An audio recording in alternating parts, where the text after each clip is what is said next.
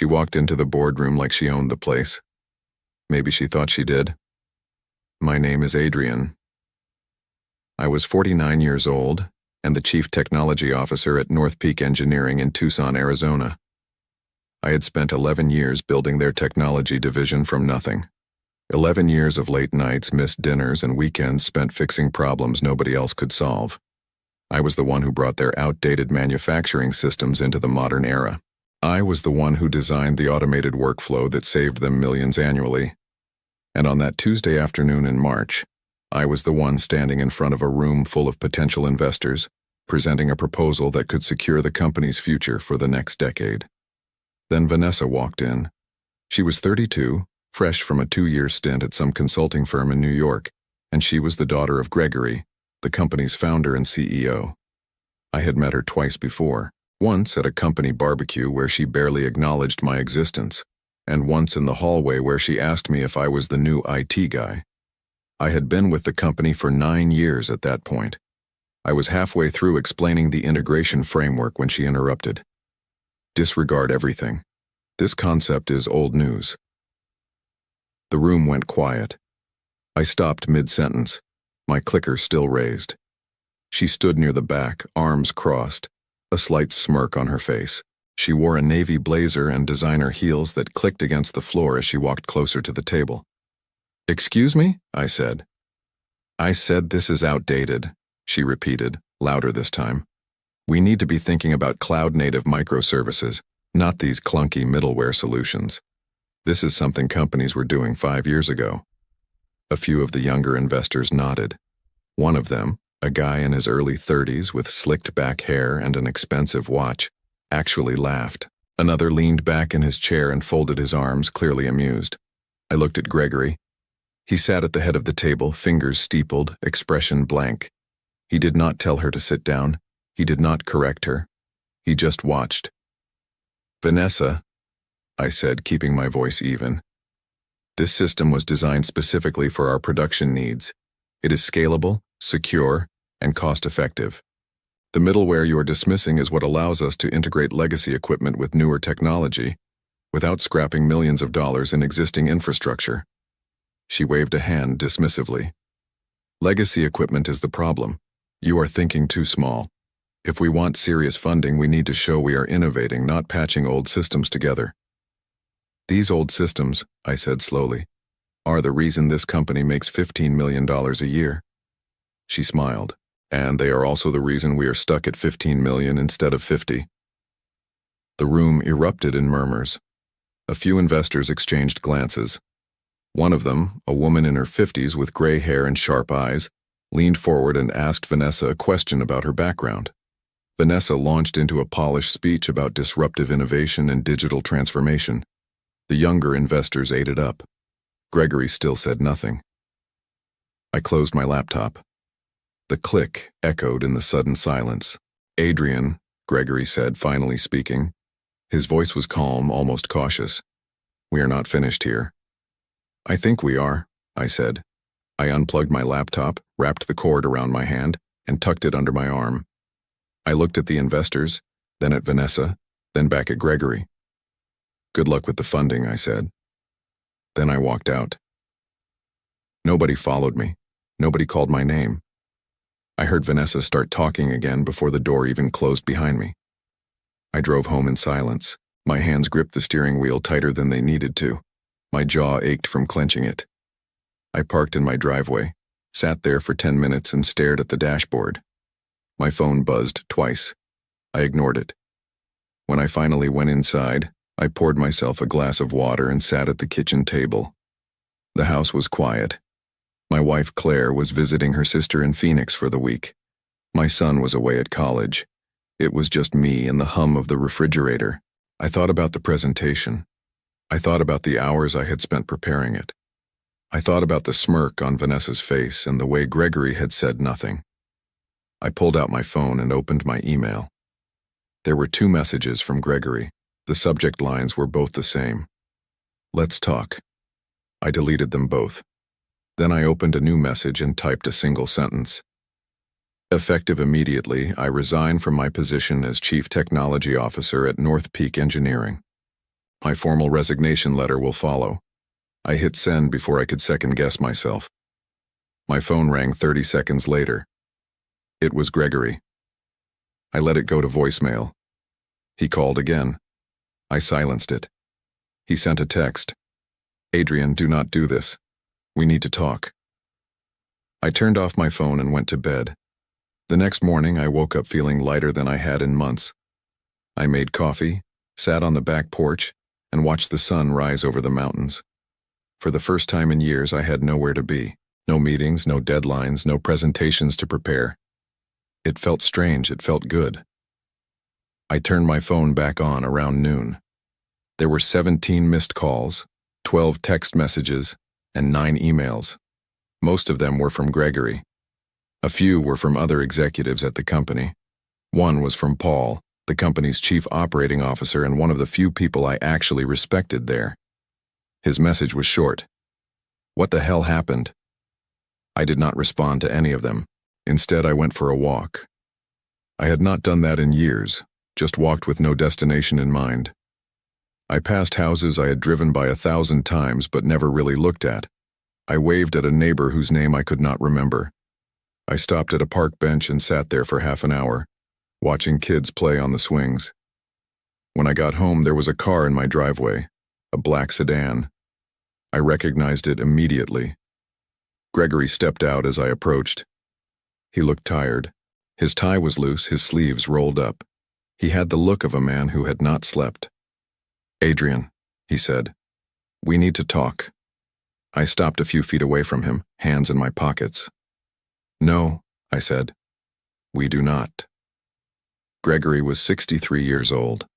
He had founded North Peak Engineering 32 years ago with a loan from his father-in-law and a dream of building something that mattered. For a long time, he succeeded. The company grew slowly but steadily, carving out a reputation for reliable, high-quality manufacturing equipment. By the time I joined, they were doing well enough to expand into automation technology. That was where I came in. Gregory hired me because I had a background in systems integration and a track record of turning outdated processes into efficient ones. I was not the flashiest hire, but I was the right one. I spent my first 2 years at North Peak rebuilding their entire technology infrastructure. I replaced their paper-based inventory system with a digital one. I automated their production scheduling. I integrated their financial software with their supply chain management. It was tedious, unglamorous work, but it saved them time and money. Gregory appreciated it. At least I thought he did. He gave me raises. He promoted me. He invited me to his house for dinner once or twice a year. We were not close, but we had a mutual respect, or so I believed. Then Vanessa came back. She had left Tucson after college and spent nearly a decade working in New York. She bounced between consulting firms, never staying anywhere longer than 2 years. Gregory rarely talked about her, but when he did, there was always a note of pride in his voice. She was ambitious. She was driven. She was going to do great things. When she announced she was coming back to Tucson to work at North Peak, Gregory acted like it was the best news he had received in years. He did not ask her to start in an entry-level position or learn the business from the ground up. He gave her the title of Vice President of Strategic Development and a corner office on the executive floor. I did not think much of it at first. I figured she would spend a few months getting acclimated, maybe attend some meetings, and eventually find her place in the company. But Vanessa did not ease into anything. She showed up with opinions and a willingness to share them loudly. She criticized the way we handled client communications. She questioned our pricing strategy. She suggested we rebrand the entire company to appeal to younger buyers. Gregory listened to all of it. He nodded. He took notes. He started implementing her ideas, even when they contradicted years of established practice. I kept my head down and focused on my work. I told myself it was not my problem. But then she started attending my meetings. The first time, she sat quietly in the back and observed. The second time, she asked questions. By the third meeting, she was interrupting me to offer her own suggestions. Most of them were impractical. Some of them were outright wrong. But Gregory never stopped her. He let her talk, and the rest of the team started deferring to her because she was the boss's daughter. I brought it up to Gregory once in private. I told him I appreciated fresh perspectives, but that Vanessa did not have the technical background to be making decisions about the systems I had built. He smiled and told me she was just eager to contribute. He said I should be patient with her. I was patient. For months, I was patient. But patience has limits. The warning signs were there long before the investor meeting. I just did not want to see them. There was the time Gregory asked me to prepare a presentation on our technology roadmap, then invited Vanessa to present it instead. She had not written a single slide, but she stood up there and delivered my work as if it were hers. I sat in the back and said nothing. There was the time she sent an email to the entire executive team suggesting we outsource our entire IT department to save money. I had built that department. I had hired every person in it. When I explained why outsourcing would be a disaster, she accused me of being resistant to change. There was the time I overheard her talking to Gregory in his office. The door was ajar, and I was walking past. I did not mean to eavesdrop, but I heard my name. "Adrian is stuck in the past," she said. "If we want to grow, we need someone with vision." Gregory murmured something I could not hear. Then Vanessa said, "I'm just saying there are younger, cheaper options out there." I kept walking. I did not say anything. I told myself I was overreacting. But deep down, I knew. I knew she wanted me gone. I knew Gregory was letting it happen. I knew that no matter how much I had done for that company, it would not be enough to outweigh the fact that I was not family. Still, I stayed. I told myself I could outlast her. I told myself Gregory would eventually see through her act. I told myself I had worked too hard to let someone like Vanessa push me out. I was wrong.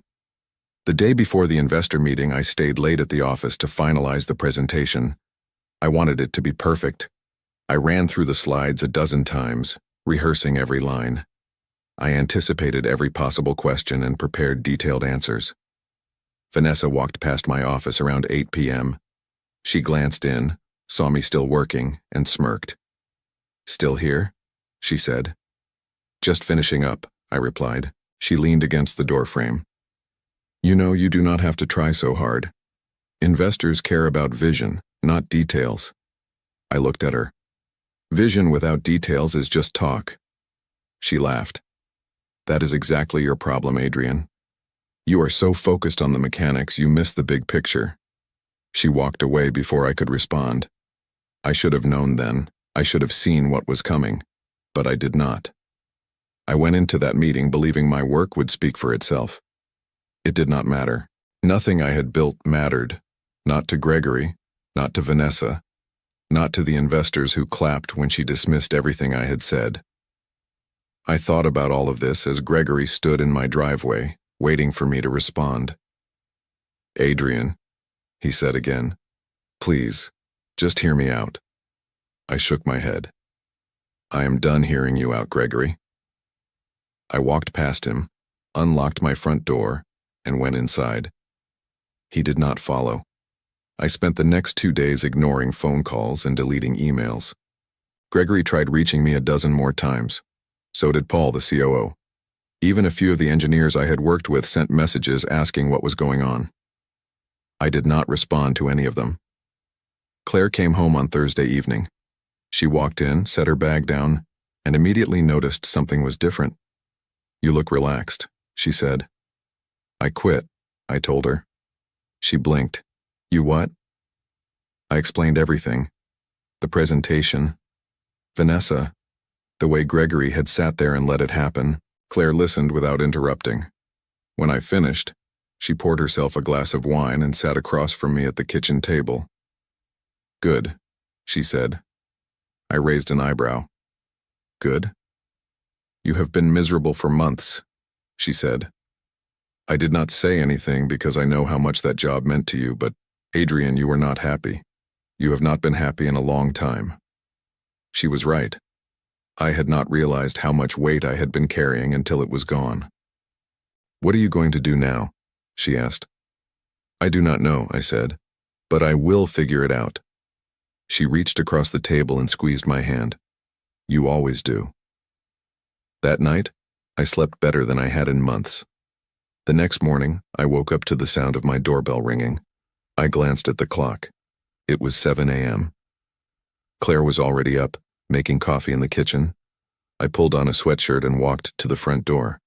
Gregory stood on my porch, looking worse than he had 2 days ago. His shirt was wrinkled, his eyes bloodshot. He looked like a man on the edge of a breakdown. "Adrian," he said, "please, I need to talk to you." "I told you," I said. "We are done talking." "The funding fell through," he blurted out. I stopped. "What?" "The investors," he said. "They pulled out, all of them." I stared at him. "When?" "Yesterday afternoon," he said. "The lead investor called me and said they were no longer interested. He said they had concerns about the company's direction and leadership." I leaned against the doorframe. "And you are telling me this because?" "Because I need you back," Gregory said. His voice cracked slightly. "I need you to fix this." I almost laughed. "You need me to fix this?" "Yes." "The same system you let your daughter call outdated in front of a room full of investors," I said. "That system." "She was wrong," Gregory said quickly. "I know that now. I should have said something. I should have backed you up. But I did not, and now everything is falling apart." "Not my problem," I said. "Adrian, please," he said. "I am begging you. The company is in trouble. Without that funding, we cannot move forward with the expansion. We will have to lay people off. Good people. People you hired." I felt a flicker of something. Not sympathy, not pity, just a faint awareness that this was not about Gregory anymore. It was about the engineers and technicians who had nothing to do with any of this. But then I remembered the way he had sat there, silent, watching, letting Vanessa tear apart everything I had built. "You made your choice," I said. "You chose her over me, over the people who actually built your company. You do not get to come crawling back now because it did not work out." "I was trying to support my daughter," Gregory said, his voice rising. "She is family. What was I supposed to do?" "You were supposed to tell her she was wrong," I said. "You were supposed to defend the person who spent 11 years making your company successful. But you did not. You sat there and let her humiliate me." Gregory opened his mouth, then closed it. He had no response. "What happened after I left?" I asked. He hesitated. "Vanessa finished the presentation. And the younger investors loved it," he admitted. "They asked her questions. She talked about innovation and disruption. She said we were going to pivot toward cutting-edge technology." "And the older investor?" I asked. "The woman with the gray hair. What did she say?" Gregory looked down. "She left halfway through." I nodded slowly. "She was the lead investor, was not she?" He did not answer. He did not need to. "She knew," I said. "She knew Vanessa did not know what she was talking about. She knew you were making a mistake. And she walked out." "She called me the next day," Gregory said quietly. "She said she could not invest in a company that did not value expertise. She said letting you walk out of that room was one of the most short-sighted decisions she had ever seen." "She was right," I said. "I know," Gregory said. "That is why I am here. I need you back, Adrian. Name your price, whatever you want. Just come back." I looked at him for a long moment.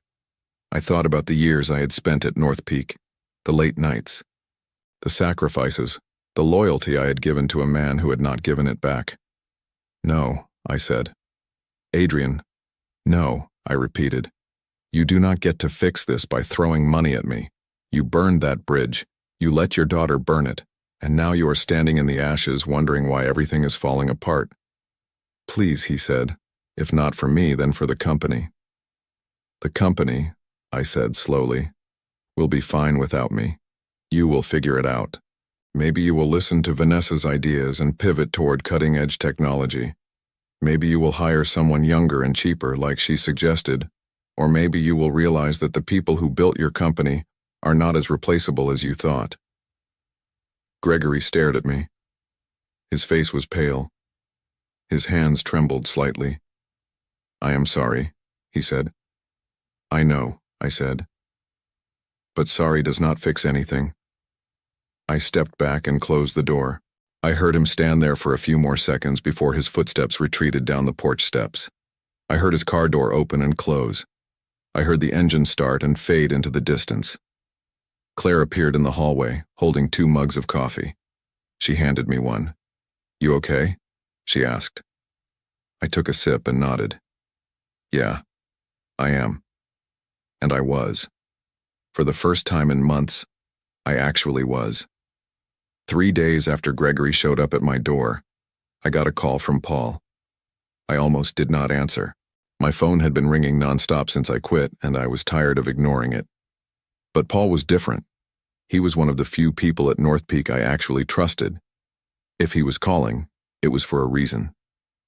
"Adrian," he said when I picked up. "Thank God. I have been trying to reach you." "I have been busy," I said. "Busy doing what? Ignoring the rest of us?" "Something like that." Paul sighed. "Look, I am not calling to guilt trip you. I just wanted to give you a heads up. Things are worse than you think." "How much worse?"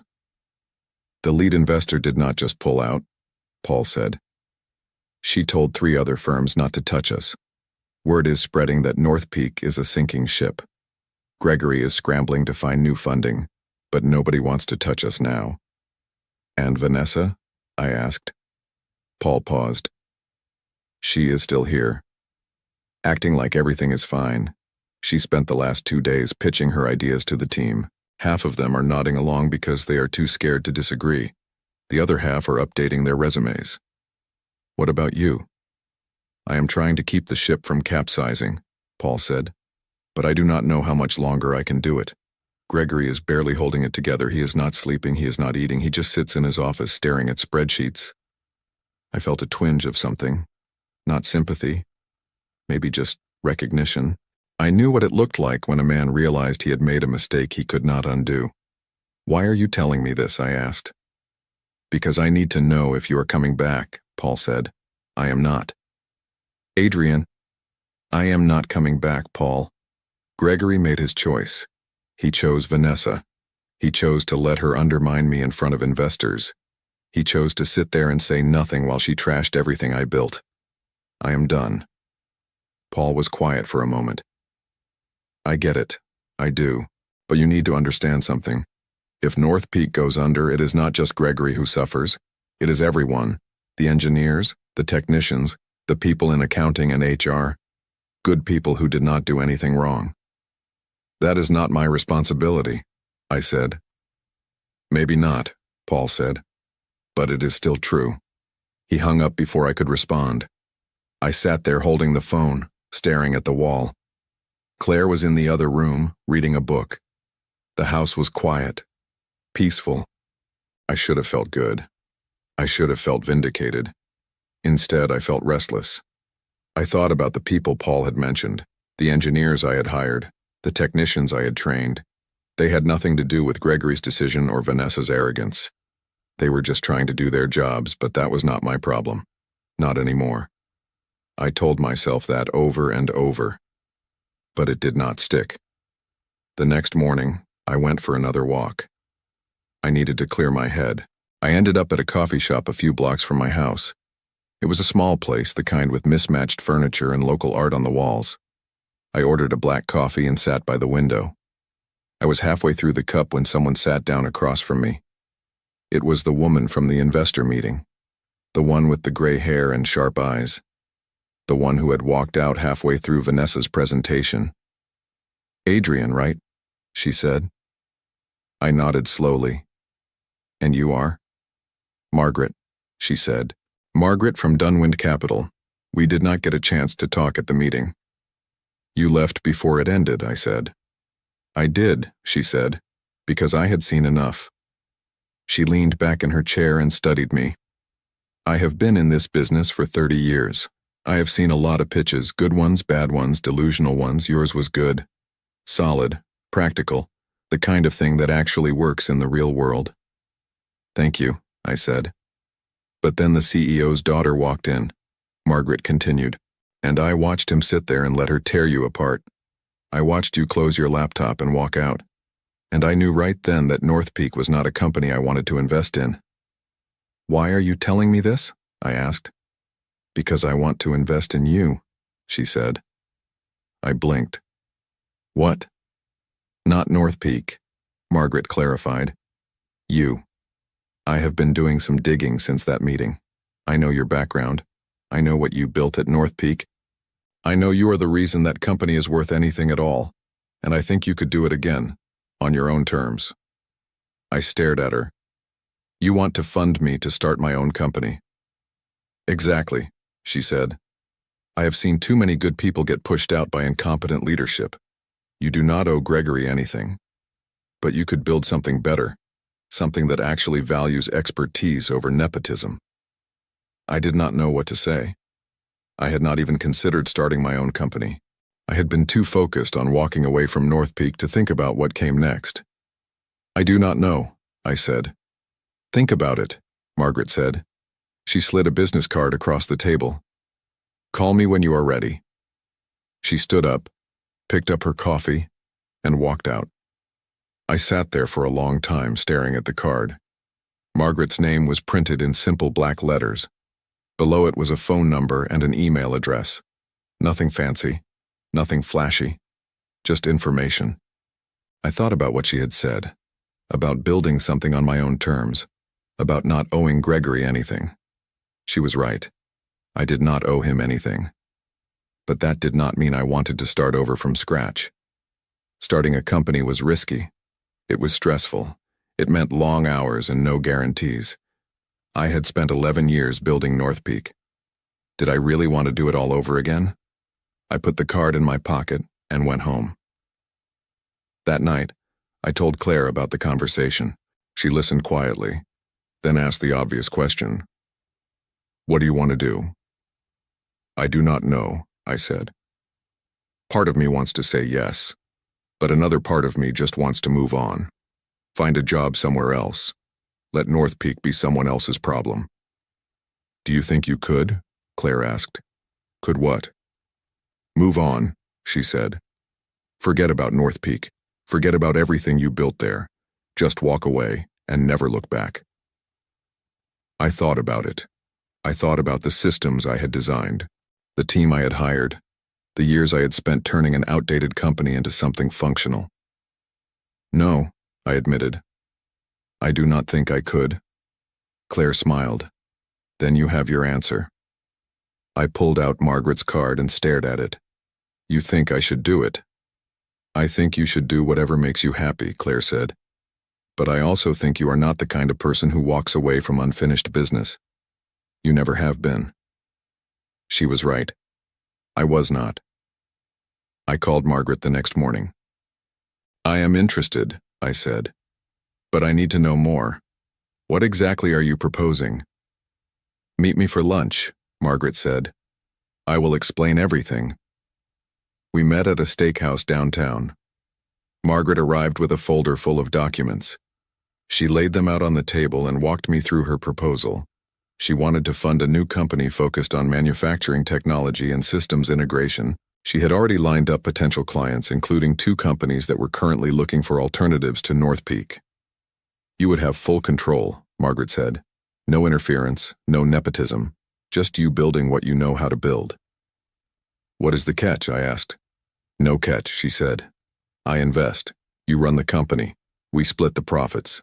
Simple as that. It sounded too good to be true, but Margaret had a reputation. I had looked her up after our first conversation. She was known for backing underdogs and staying out of their way. She did not micromanage. She did not play games. She just found good people and gave them the resources they needed. I need time to think about it, I said.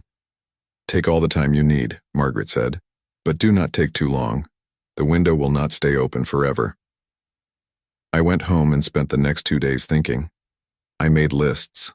I weighed pros and cons. I talked to Claire. I even called my son and asked for his opinion. Everyone said the same thing. Do it. On the 3rd day, I called Margaret back.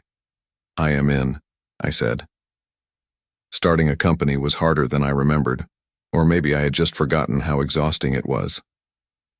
Margaret wired the initial funding into a business account. I spent the first week setting up the legal structure, filing paperwork, and registering the company name. I called it Creswin Automation. Simple, professional, no nonsense. The second week, I started reaching out to people, engineers I had worked with, technicians I trusted. A few of them were still at North Peak, but most had already left or were planning to. I offered them jobs. Not all of them said yes, but enough did. Within a month, I had a team of 6 people working out of a rented office space in an industrial park on the edge of town. We started small. Our first project was a systems upgrade for a mid-sized manufacturing company in Phoenix. It was not glamorous work, but it was exactly the kind of thing I was good at. We finished it ahead of schedule and under budget. The client was thrilled. They referred us to 2 other companies. Word spread. By the end of the second month, we had 4 active projects and a waiting list. Margaret checked in regularly, but she kept her distance. She trusted me to run things, and I did. Meanwhile, North Peak was collapsing. I heard about it through Paul. He called me one evening sounding exhausted. "Gregory is panicking," Paul said. "He's been trying to find new investors, but nobody will touch us. The older clients are starting to ask questions. A few of them are looking at competitors." "Competitors like me?" I asked. Paul laughed, but there was no humor in it. "Yeah, like you. Gregory knows. He knows you are out there building something, and he knows it is working. It is killing him." "Good," I said. "Vanessa is still pretending everything is fine," Paul continued. "She keeps talking about pivoting and innovating. She pitched an idea last week to completely overhaul our product line. Gregory shot it down. They got into a screaming match in his office. Half the floor heard it." "What did she say?" "She said he did not understand modern business," Paul said. "She said he was too old to see the future. He told her to get out of his office." I could picture it. Gregory, red-faced and furious. Vanessa, indignant and defensive. 2 people who had no idea how to fix the mess they had created. "How much longer can they hold on?" I asked. "Not long," Paul said. "Another month, maybe 2, unless something changes." "Nothing is going to change," I said. "They burned their bridges. They are out of options." "You are probably right," Paul said. He paused. "For what it is worth, I am glad you got out when you did. You deserved better than that place." "Thanks, Paul." He hung up. I sat there for a moment, phone still in my hand. I should have felt satisfaction. I should have felt vindicated. But mostly I just felt tired. The next morning I got an email from Gregory. The subject line was simple. "We need to talk." I deleted it without reading the rest. 2 hours later he sent another one, then another. By the end of the day I had 5 emails from him, each one more desperate than the last. I did not read any of them. That weekend I was at the office finishing up some paperwork when my phone rang. It was an unknown number. I almost did not answer, but something made me pick up. "Adrian," a voice said. "It is Vanessa." I froze. "How did you get this number?" "I asked around," she said. "Listen, I need to talk to you." "I have nothing to say to you." "Please," she said. "Just hear me out. 5 minutes." I should have hung up. I should have blocked the number. But curiosity got the better of me. 5 minutes, I said. "I made a mistake," Vanessa said. The words came out fast, like she had rehearsed them. "I should not have interrupted you at the meeting. I should not have said what I said. I was trying to prove myself, and I went too far." "You think?" I said. "I know I hurt you," she continued. "And I know I hurt the company. My dad is furious with me. The investors are gone. Everything is falling apart, and it is my fault." "Yes," I said. "It is." "I am sorry," she said. "I know that does not fix anything, but I am sorry. And I am asking you to come back, not for my dad, for the company, for the people who work there." "You mean the people you wanted to replace with younger, cheaper options?" I said. There was a long silence. "You heard that." I heard a lot of things, I said, and none of them made me want to stay. I was wrong, Vanessa said, about everything. I thought I knew better. I thought I could walk in and change things. But I was wrong. My dad was right to trust you. You built that company and I destroyed it. Yes, I said again, you did. So come back, she said. Help us fix it. I will step aside. I will do whatever you want. Just please come back. I leaned back in my chair and stared at the ceiling. No. Adrian. No, I repeated. You do not get to apologize your way out of this. You do not get to ask me to come back after you humiliated me in front of a room full of people. You made your choices. Now live with them. But I hung up. My hands were shaking. I set the phone down on the desk and took a deep breath. I had not expected to hear from Vanessa. I certainly had not expected an apology. Not that it mattered. An apology did not undo what she had done. It did not erase the way Gregory had sat there and let it happen. I thought about the desperation in her voice, the panic. She was scared. Good. She should be. I picked up my phone and blocked her number. Then I got back to work. Over the next few weeks, more people left North Peak. 2 of their senior engineers reached out to me about jobs. I hired both of them. A project manager I had worked with for years called and asked if I had any openings. I found a spot for her. Every time someone left North Peak, I heard about it. Paul kept me updated even though I never asked. He said morale was at an all-time low. The remaining employees were jumpy, waiting for the other shoe to drop. Gregory is barely functional, Paul told me during one call. He sits in his office all day. He does not answer emails. He does not take calls. He just stares at the wall. And Vanessa? She is trying, Paul said. I will give her that.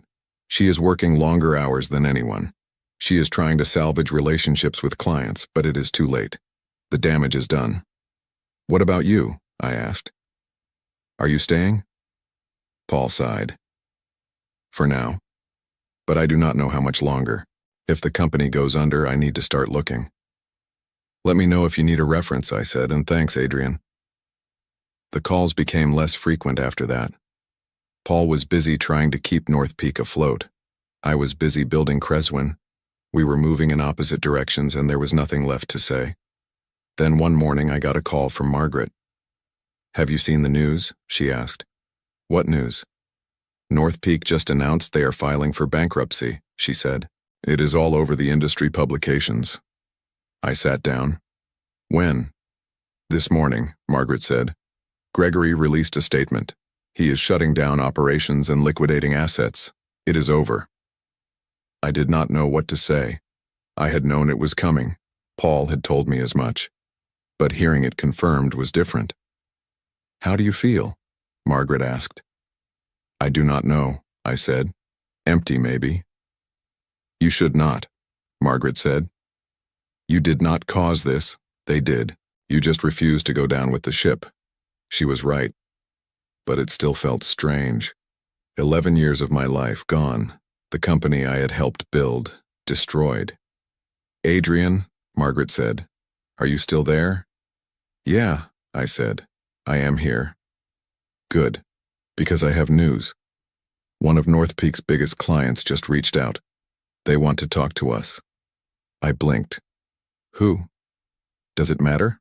Margaret said.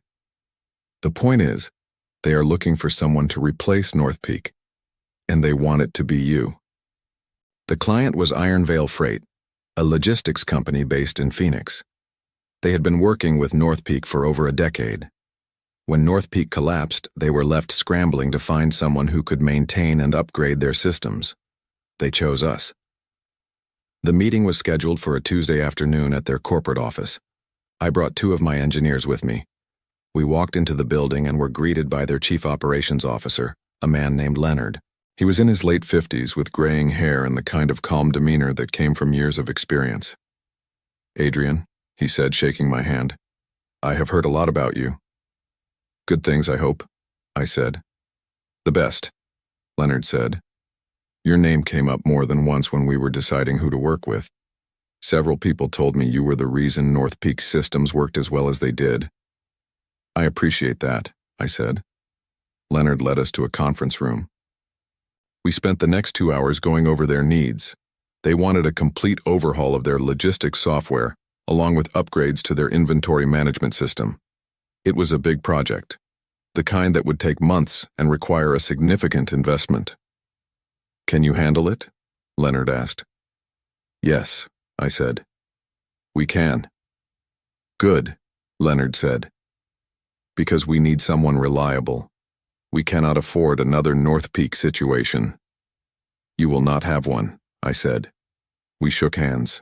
Leonard promised to send over the contract by the end of the week. As we walked out of the building, one of my engineers turned to me. That was huge, he said. Yeah, I said. It was. We drove back to the office in silence. I could feel the weight of what had just happened. Ironvale Freight was not just another client. They were a major player in the industry. Landing them meant credibility. It meant growth. It meant Creswin Automation was no longer a startup. We were a real company. When I got home that night, Claire was waiting for me. How did it go? She asked. We got it, I said. The contract. Everything. She smiled. I knew you would. We celebrated with takeout and a bottle of wine. It was not extravagant, but it felt right. We sat on the couch talking about the future, about where Creswin could go, about what it meant to build something from the ground up. You seem happy, Claire said. I am, I said. And I meant it. The next morning, I got another email from Gregory.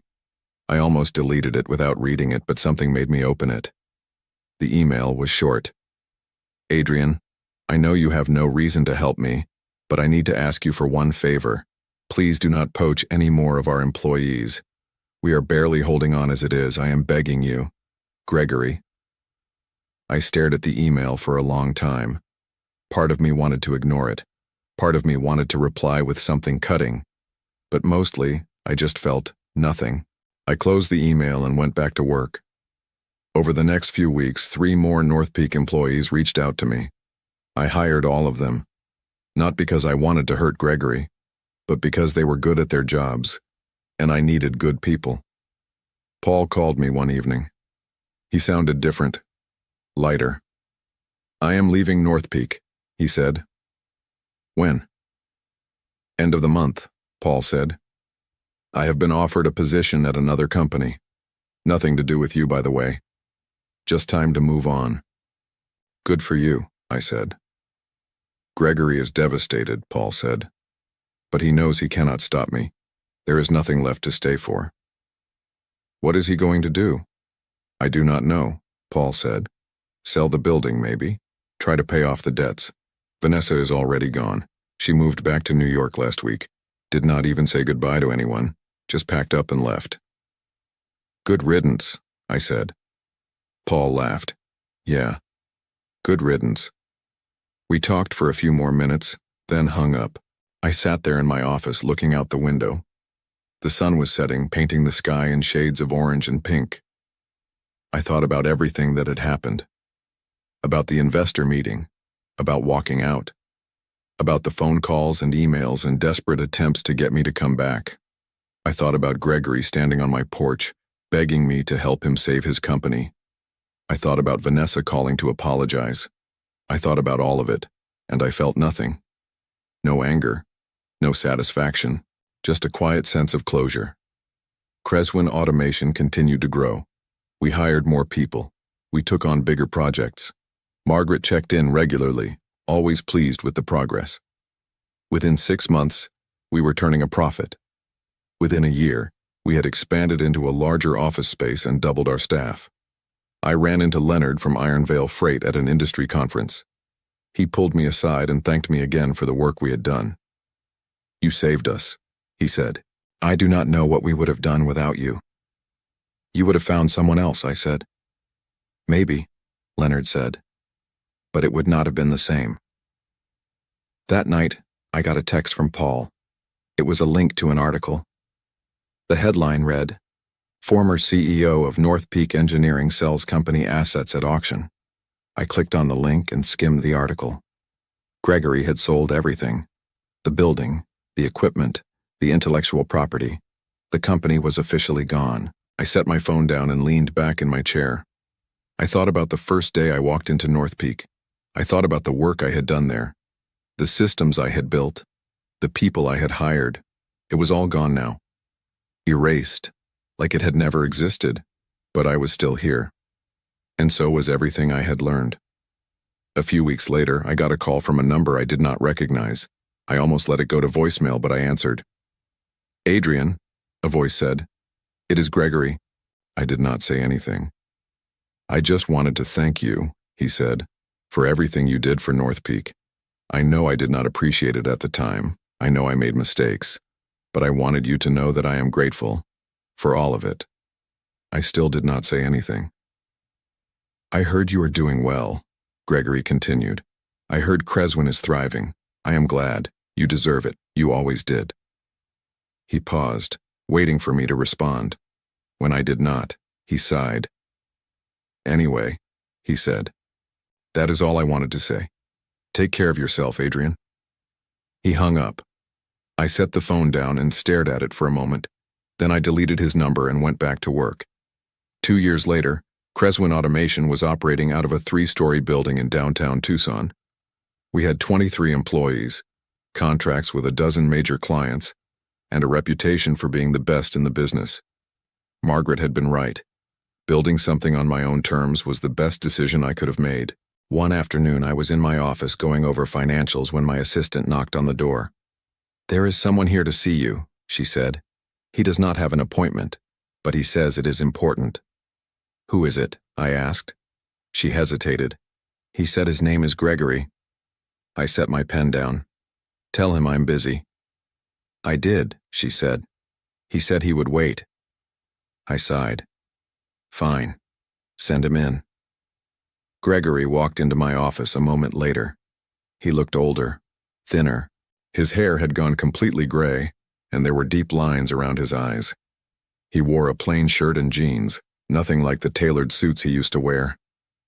"Adrian," he said, "thank you for seeing me." "I did not agree to see you," I said. "You are here. There is a difference." He nodded. "Fair enough. What do you want, Gregory?" He sat down in the chair across from my desk without being invited. "I wanted to talk to you. About North Peak. About what happened." "That was 2 years ago," I said. "Why are you bringing it up now?" "Because I never apologized," Gregory said. "Not properly. I let you down, Adrian.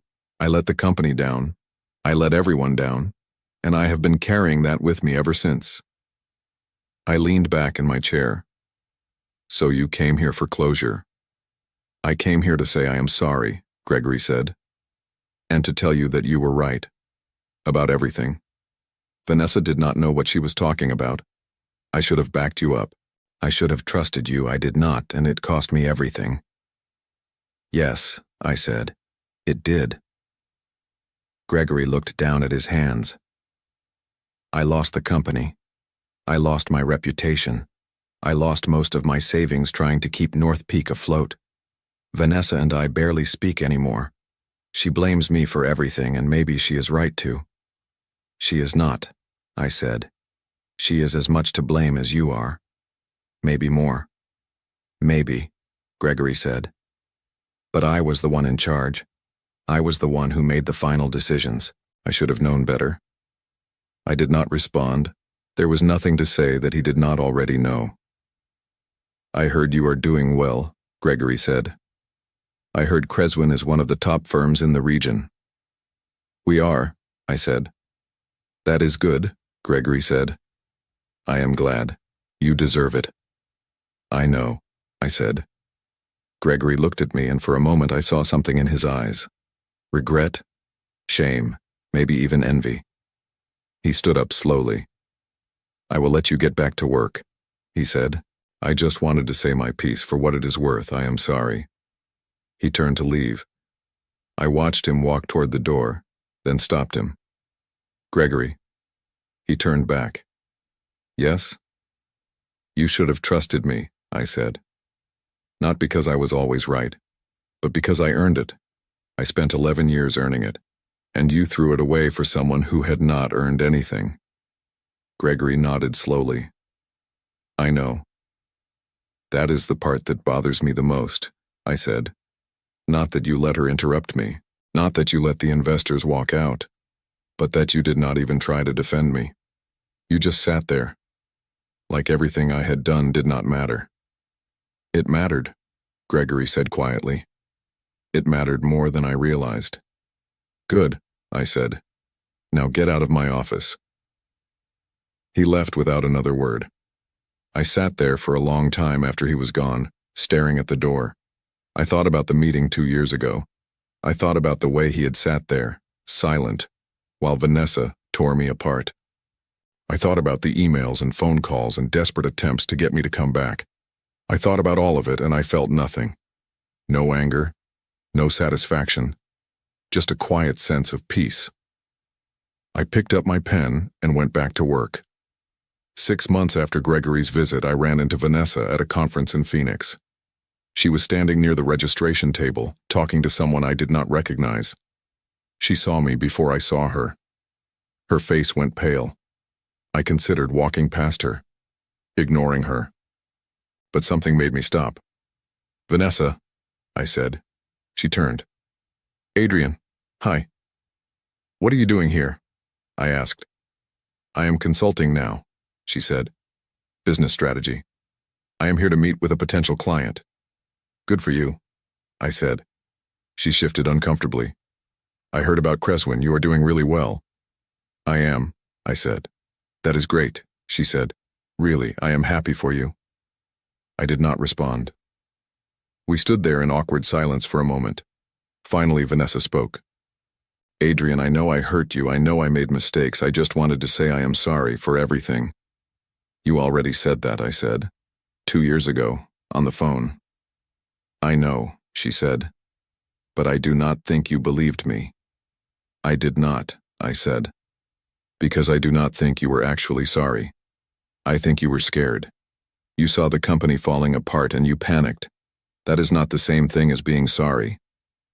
Vanessa looked down. You are probably right. I know I am, I said. She looked back up at me. Do you hate me? No, I said. I do not hate you. I do not think about you at all. That was not entirely true, but it felt like the right thing to say. Vanessa nodded slowly. Fair enough. I walked away without saying goodbye. I did not look back. That evening, I sat in my hotel room and thought about the last 2 years. I thought about everything I had built. The company, the team, the reputation. I thought about the people who had doubted me and the people who had believed in me. I thought about Gregory sitting in my office, apologizing for something he could never undo. I thought about Vanessa standing at that conference, trying to convince me she was sorry. And I realized something. I did not need their apologies. I did not need their regret. I did not need anything from them at all. I had already won, not because they lost, but because I built something better, something that was mine, something no one could take away.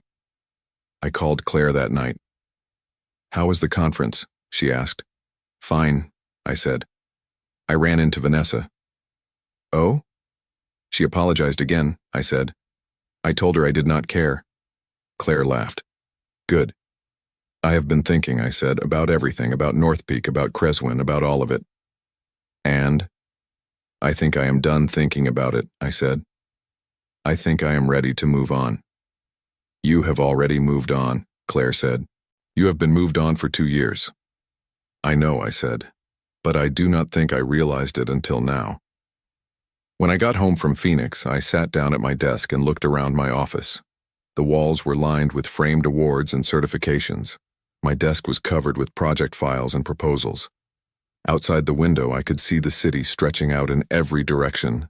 This was mine, all of it. I had built it from nothing.